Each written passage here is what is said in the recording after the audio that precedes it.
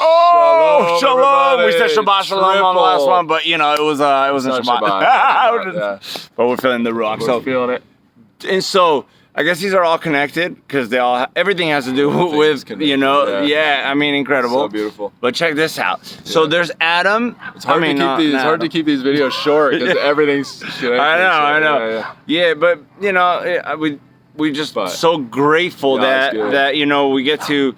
We're understanding something and we want to share it. We want others to understand. Yeah. And for us to unite in the Ruach HaKodesh, in the truth and keep growing. All right. Yeah. So tell them about it's about Shimshon. Yeah. Samson and Mashiach, Yahushua. Yep. So check this out. So in Judges, in the book of Judges, and I think the end of chapter 2, beginning of chapter 3, there's a specific reason that a lot of stuff's about to go down. So basically they just came into the promised land with Joshua, and Joshua died, and now there's some enemy nations kind of still scattered around, and some throughout Israel. Right. And so Yah says that he left them there to test Israel to see if he'll follow the commands that Moshe gave them, that Yah gave them, and for those that had not experienced war to learn war. Whoa, interesting. So, and that's what we're going to be looking at through the entire book of Judges. But you guys, what's the ultimate war? What's the ultimate battle? It's good versus evil, right? Life versus death, right? We were talking about in the last video. Check it out.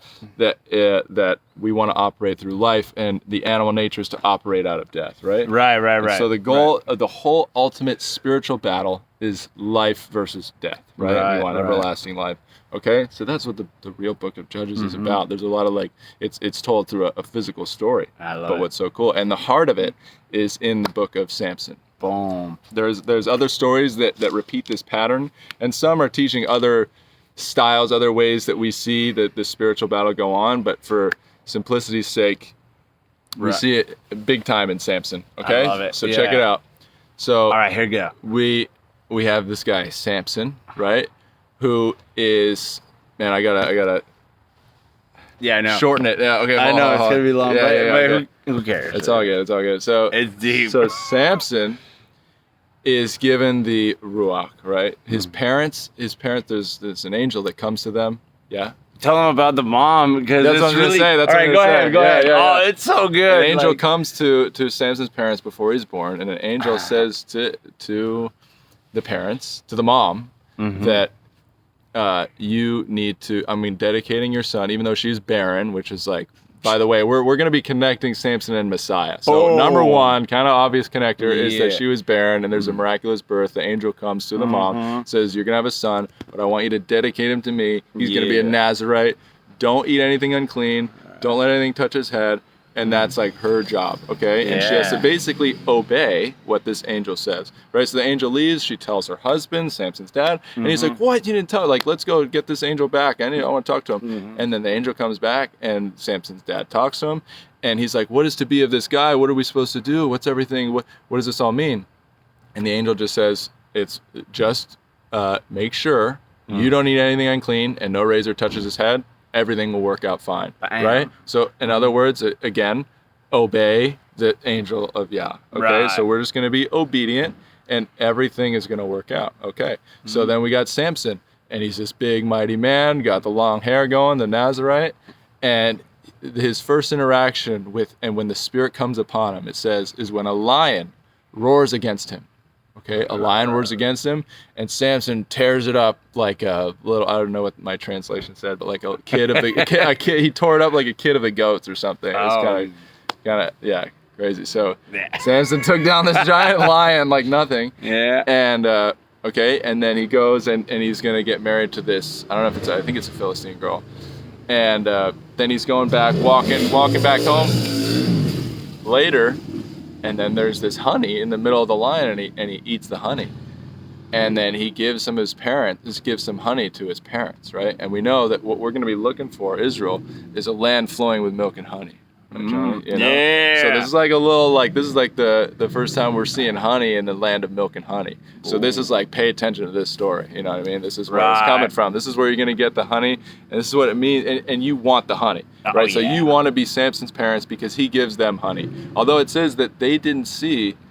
They didn't know where it came from. Right. He didn't tell them. Okay. And so they obeyed the angel, and they were rewarded with honey. They didn't know how they got it, but they got it because they obeyed, and everything is going according to plan so far. Yeah. All right. Woo! So how much? 10%. We got. Okay. No, we're good. We're good. Yeah. All right. So so then Samson falls in love with this, and it says the difference. Okay. So that first Philistine girl we were talking about, it says she well pleased him. Okay, she just well pleased him.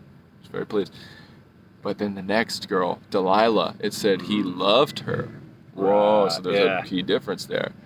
Ahava. That's the good one. yeah. And he told her basically his weakness. So eventually, after her asking again and again, right? And so he told her that it was his hair, and so and the Philistines basically paid Delilah. I'm retelling this whole story. I hope everybody probably knows. It's all right. But yeah. And then get to the point. I have to tell it to No, I get it. I get it. It's so good. So then she cuts his, and so at this time Delilah, she is a Philistine. She's worshiping the Philistines. She's getting paid by the Philistines to kill Samson. Like, why does he love her? What's so interesting? Right. It's crazy. Total picture of the nations. Yeah, right? yeah. Delilah is a picture of the nations for sure. Selling Yahushua, spoiler. And so she sells him to the Philistines, and he goes in to the Philistines, powerless. He got his hair cut off, and now he's in the temple of the Philistines. And it says, yes, he goes into the Philistines. Okay, so let's remember what the beginning was about. Yeah, it says that he's going to teach the Israelites war, right? And those. Okay, so what's the ultimate war? We talked about good and evil. Okay, so in this story, yeah, what? How do you battle it? Yeah. It's within. It's cool. Hold on. All right, I'm just saying. So in this story, it's obviously talking about on a small scale. So we've got Israel, and then we've got the other nations, right? So this is the war, right? On a bigger scale, life and death. Yeah. Israel, life is good side. Other nations, bad, right? Opposing Yah. So the Philistines, we'll say for this story, represents death, and Israel represents life. Right. Yah's people. Right. Okay. So Samson is brought into the Philistines, into the temple, and there's thousands of these Philistines there, right? And then we know the story that Samson felt his hair, and then he got his strength back, and he destroyed the temple. And he was inside the temple. He destroyed it from within, and all the Philistines, all the lords of the Philistines were there as well. And so basically their whole religion probably crumbled right there, at least in that point in time, right? Right. So they didn't have to deal with the Philistines. Samson right there delivered the Israel from the Philistines. For Delilah. Okay, and now we look at Yahushua. So the ultimate battle is life versus death. How did Yahushua give life to all the nations and to everybody? Is that he went into death, and from within he took it down. Okay, and then he rose. That's so beautiful. Man, yeah. So, yeah, it's amazing. So, but check this out. It goes even further. Is that Delilah, who he loved, after this whole thing goes down? We actually don't know this for sure, but I think it's alluded to because she was given 1,100 shekels. And the next story, by the lords of the Philistines. In the very next story, a woman, doesn't say her name, who had 1,100 shekels, same price, dedicated her son to Yah. Boom! The nations who Delilah represents, after Yahushua, who loved her, died for her. The purpose of love, of Yahushua's love, is not for all this mushy-gushy kind of love people are thinking in the world.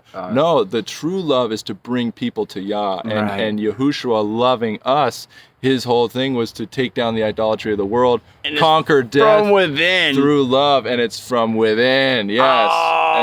And so Samson loving her, the true love actually is to bring Delilah to Yah, which he was able to do because he destroyed death from within. That's a picture. It's foreshadowing. He's basically telling everybody at that time, he's like, there's going to be the Messiah. The way it's going to work, the way death is going to be destroyed, is that he's going to go within death, within the enemy, and take it down from within. Take the keys from death. Take the keys and from that's death. exactly what happened. How amazing is that? So beautiful. So if we apply that to ourselves, that means that there's something that we have to, battle within us. See, and that's the whole point. And it's just letting Messiah within you, because before you had him, you were death. Before you had Messiah, you were all operating out of death. Yeah. So now the big switcheroo is that we have Messiah and we're getting death out of us. Yes. And it's from within. It's by changing our behavior, by implementing His words in our lives. And that's the ultimate. Yeah. Praise Yah, brothers and sisters. Praise Yah for amazing stories and words and illusions, Oh, and there's so many more. Like that. Oh, Yah bless you. Hallelujah. Shalom, beloved. Yeah.